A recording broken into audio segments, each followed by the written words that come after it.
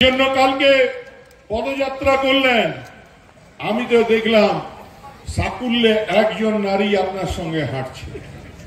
আর আজকে দেখুন, যদি 10,000 লোক মিছিল করে এসেছে, অন্তত 5,000 মহিলা নারী সুরক্ষার জন্য এসেছে। আসল যদি নারী সুরক্ষা কেউ দেন, তার নাম মমতা বন্দ্যোপাধ্যায়। নারী সুরক্ষা মানে অশান্তি করা নয়।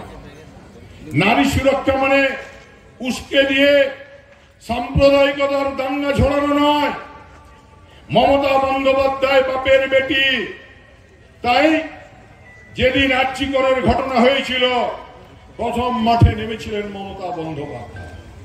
যারা বিধানসভায় থাকি, যারা বিধায়ক, তারা নারী সুরক্ষার জন্য আর্চিকরের ঘটনার প্রতিবাদে অপরাজিতা বিল এনেছিলাম। এই বিল কি জানেন? দিনের পর দিন এই বিলে লেখা আছে যে দেরি করা যাবে না।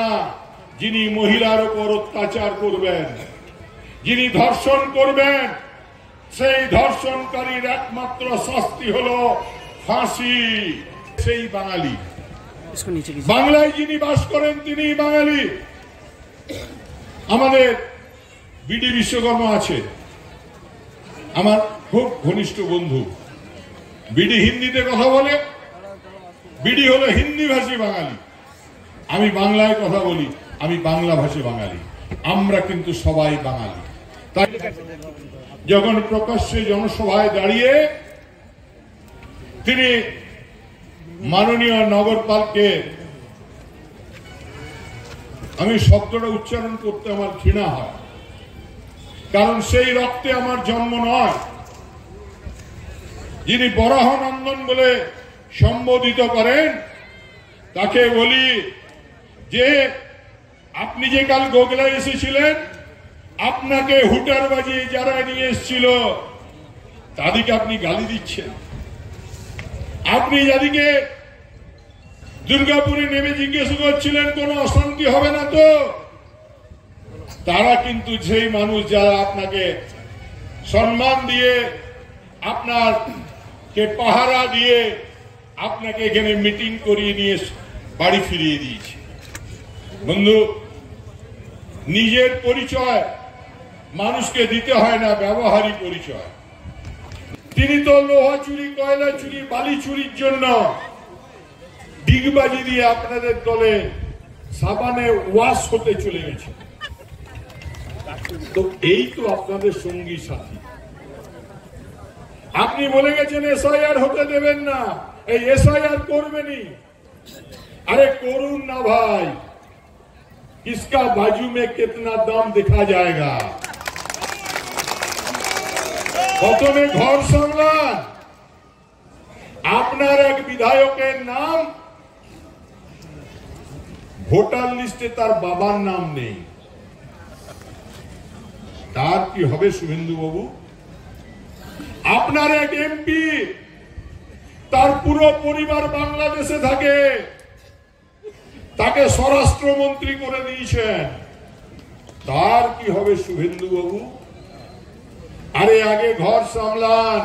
বাংলার মানুষের জন্য মমতা বন্দ্যোপাধ্যায় আছেন, শয়নে আছেন, স্বপনে আছেন।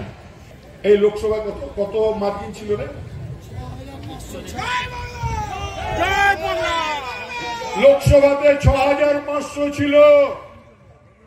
গোগলা অঞ্চলে বিধানসভায় সেটা 8,000 হবে।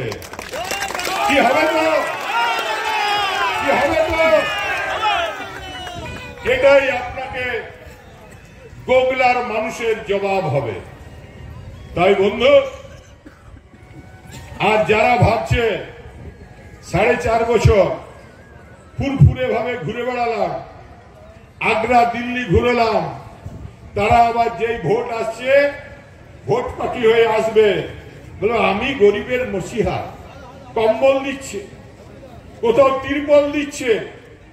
আমি বলছি আপনাদিকে, যে মানুষটা মমতা বন্দ্যোপাধ্যায়ের সঙ্গে বেইমানি করেছে, বড় বড় কথা বলছে না। কালকে শুভেন্দু অধিকারী বলে গেছে যে দুটোর পর নাকি 2021-এ আমরা নাকি সব ইয়ে দিকে পোলিং এজেন্ট দিকে উঠিয়ে দিয়ে ভোটটা জিতে গেছি। না এই কথা বলেছে তো কালকে।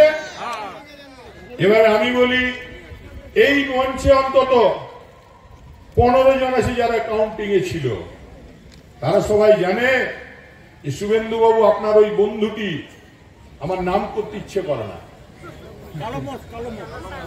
সে যাবার সময় বলে গেছিল দাদা হার স্বীকার করে নিলাম আমি আসছি, এক রাউন্ড আগেই পালিয়ে গেছিল। আর তারপরে আপনারা আবার কোর্টে গিয়েছিলেন, ভোটেও হারিয়েছি কোর্টেও হারিয়েছি।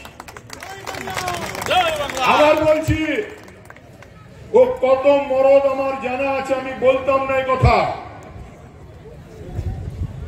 যখন মমতা বন্দ্যোপাধ্যায়ের নাম ডিক্লিয়ার করে তখন দম হয় নাই পাণ্ডবেশ্বরে ঢোকা। এক পুলিশ অফিসারকে দিয়ে আমাকে বলে পাঠিয়েছিল যে দাদা একটু বসতে চায়। আর তারপর আসানসোলে একটা মিটিং করে বলেছিল দাদা তুমি এমএলএ, আমি শুধু উল্টো দিকে ব্যাটিং করব। আরে ওতে ব্যাটিং করতে আসেনি, ইটিং করতে এসেছিল।